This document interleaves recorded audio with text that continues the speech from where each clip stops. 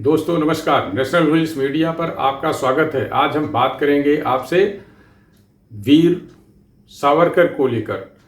वीर सावरकर को लेकर पिछले कुछ वर्षों से कांग्रेस और वामपंथी विचारक, समर्थक और कार्यकर्ता लगातार ऐसी टिप्पणियां कर रहे हैं जिससे वह उन्हें कायर और अंग्रेजों का भक्त साबित कर सकें।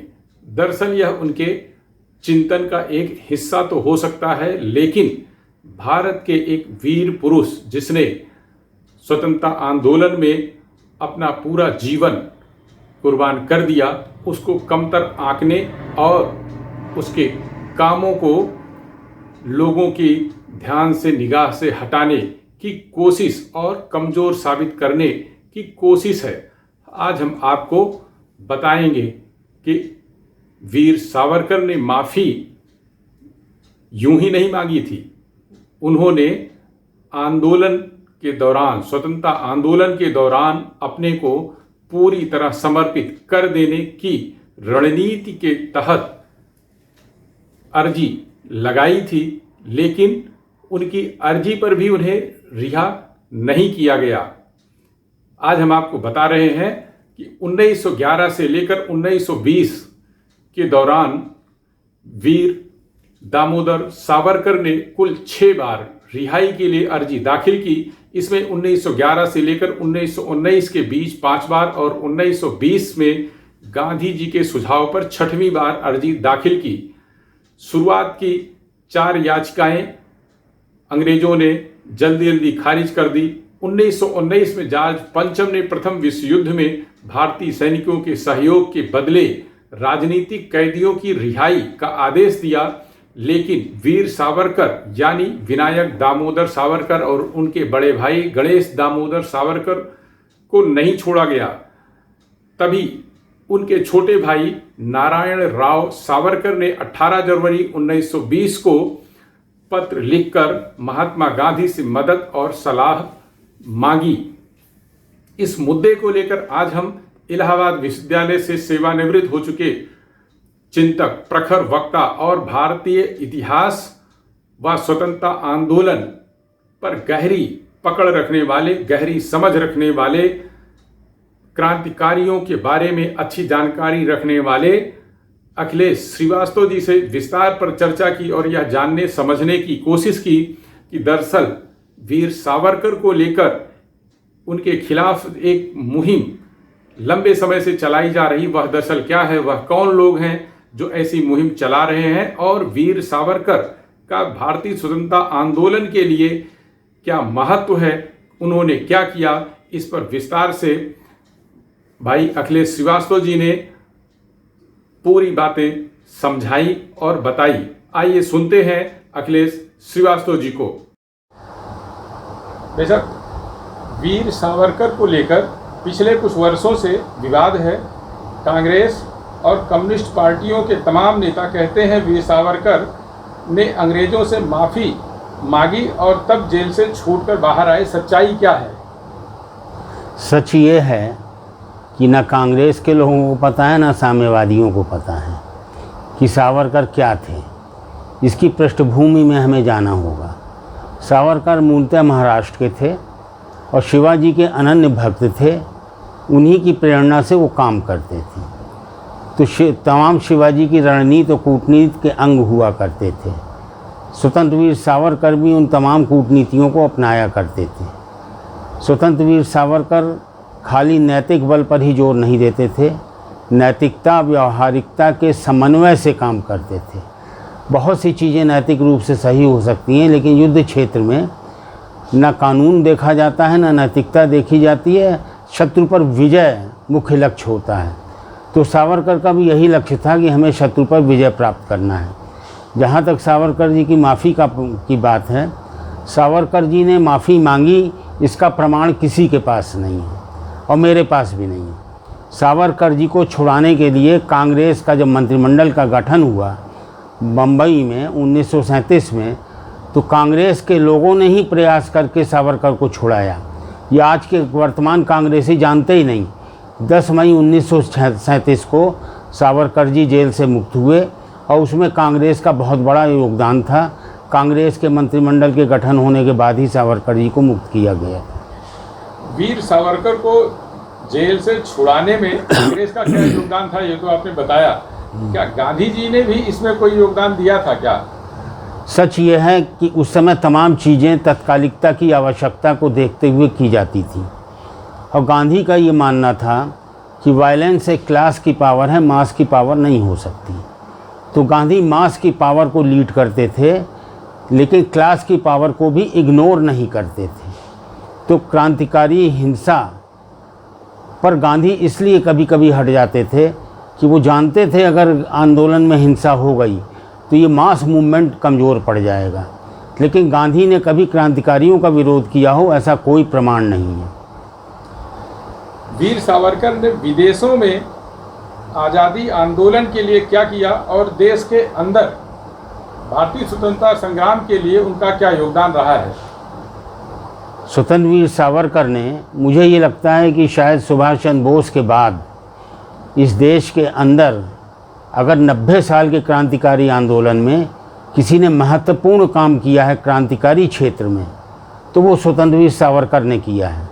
स्वतंत्र वीर सावरकर श्यामजी कृष्ण वर्मा के इंडिया हाउस में इंग्लैंड में रहते थे और जिस अंग्रेज़ों के शासन का सूरज नहीं छुपता था उसकी राजधानी में उसकी छाती लंदन पर चढ़ कर स्वतंत्र वीर सावरकर ने क्रांतिकारियों की एक टीम तैयार की और क्रांतिकारियों की टीम में तमाम लोग थे। उसमें श्यामजी कृष्ण वर्मा के इंडिया हाउस में स्वतंत्र वीर सावरकर, सरदार सिंह राणा, बीकाजी मादाम कामा, ऊधम सिंह, मदन लाल ढींगरा जैसे क्रांतिकारी रहते थे और वहाँ पर उनके ऊपर आरोप लगा था सावरकर पर कि उन्होंने एक अंग्रेज़ अधिकारी की हत्या की है।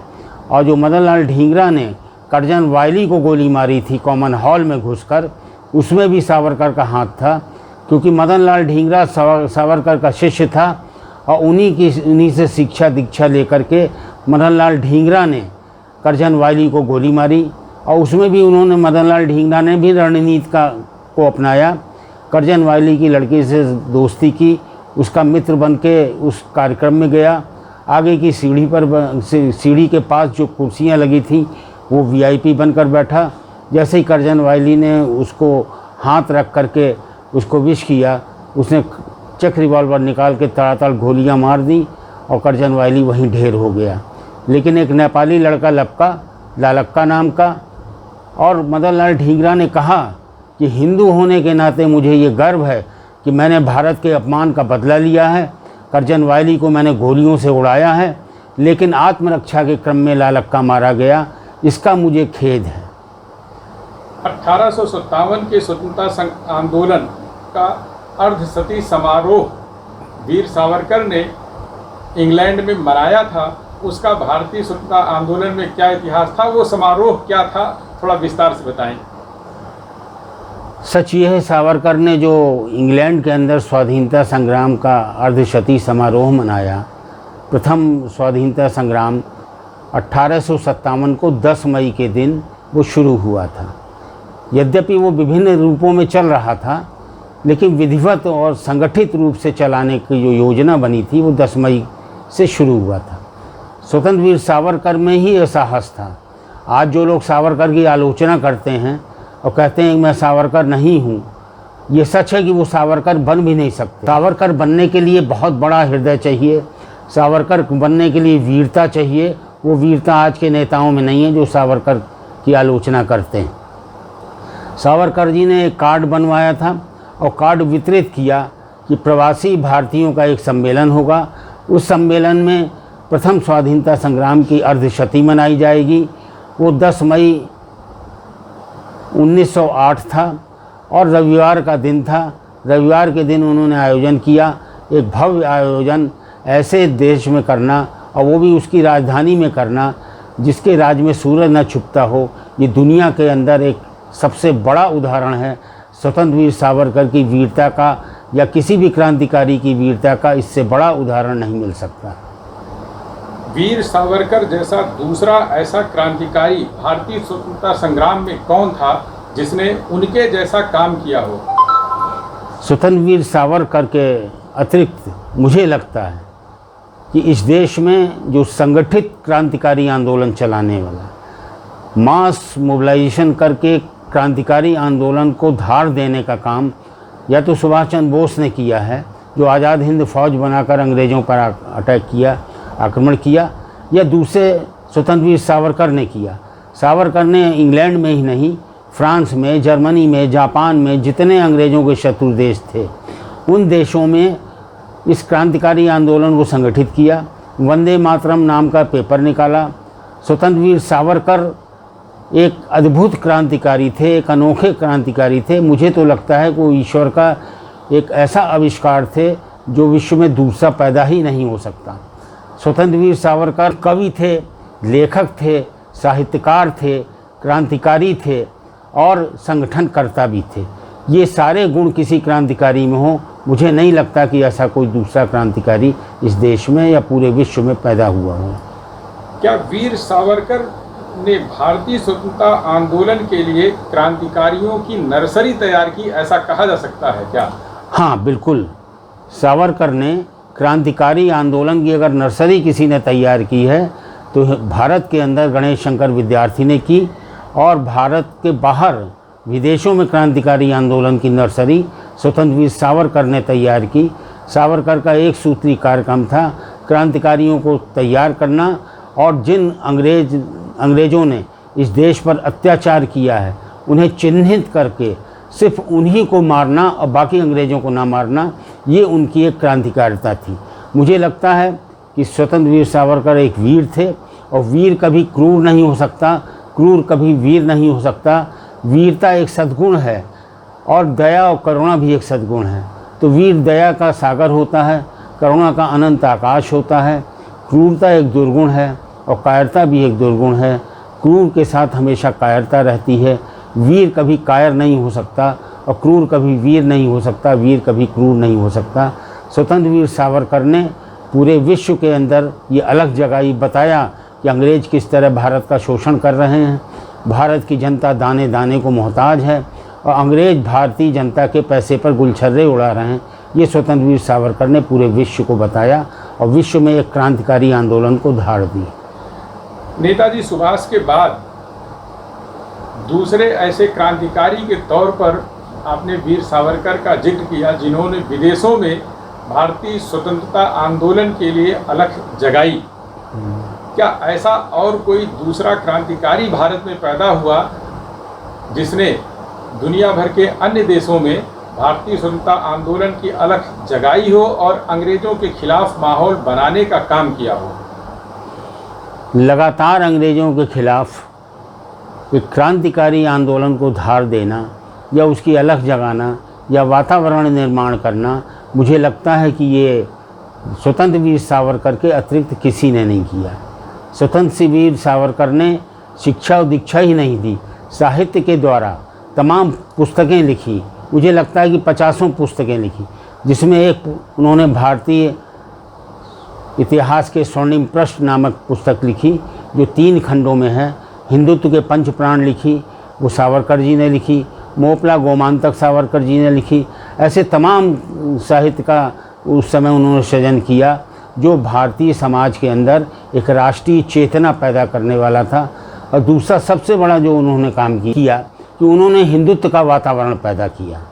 और ये सच है कि हिंदुत्व भारत की आत्मा है, भारत की राष्ट्रीयता है और विश्व की मानवता है। जहाँ जहाँ हिंदू घटा वहाँ वहाँ देश बटा।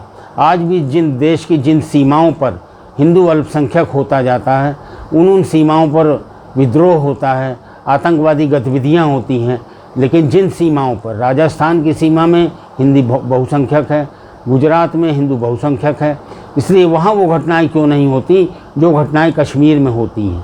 सावरकर इस नब्ज को बहुत पहले पहचान चुके थे और सावरकर को लगता था कि अगर हिंदू संगठित और मजबूत नहीं होगा कि ये देश भी एक दिन आज़ाद होने के बाद भी ये लेबनान और सीरिया बन जाएगा। लेबनान सीरिया बनने से रोकने के लिए, इस देश की मिट्टी को खून से रंगने और खून की नदियां बहाने से रोकने के लिए उन्होंने हिंदुत्व का वातावरण पैदा किया, क्योंकि हिंदू जीवन दर्शन वसुधैव कुटुंबकम की बात करता है। हिंदू जीवन दर्शन, ये सावरकर ने पूरे विश्व को बताया कि हिंदू जीवन दर्शन आत्मा प्रतिकूलानी परेशान न समाचरेत में विश्वास रखता है।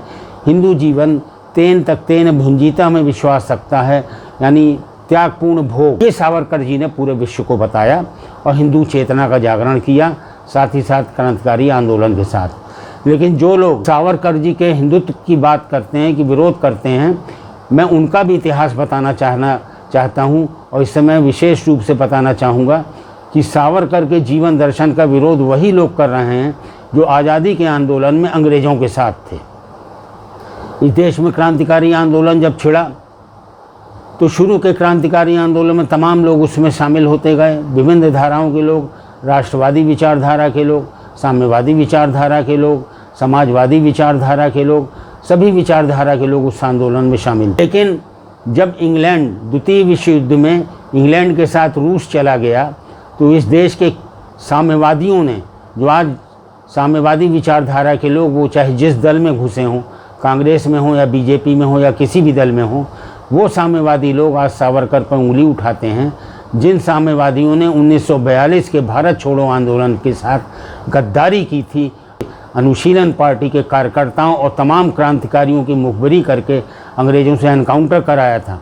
और इन्हीं साम्यवादी लोगों ने, जो रूस के भक्त थे और रूस के इंग्लैंड के साथ जाने के बाद वो इंग्लैंड के भक्त हो गए, इन लोगों ने तमाम क्रांतिकारियों की हत्याएं कराईं और क्रांतिकारियों ने भी इन साम्यवादियों की हत्या की। ये भारत के इतिहास में लिखा हुआ है। मैं सुभाष बोलता हूँ, एक पुस्तक जो 3 वॉल्यूम है, उसमें बहुत विस्तृत रूप से इसका विवरण दिया है। धन्यवाद। तमाम मुद्दों पर आंखें खोली, लोगों को इससे ज्ञान प्राप्त होगा, लोग जागरूक होंगे और वीर सावरकर के कामों के बारे में कुछ न कुछ लोगों को पता चलेगा। उनको भी पता चलेगा जो लगातार वीर सावरकर का विरोध करते हैं, केवल वैचारिक आधार पर करते हैं, उनकी भी आंखें खुलेगी। मैं उसकी उम्मीद करता हूं। नेशनल वॉइस मीडिया की तरफ से आपको बहुत बहुत धन्यवाद।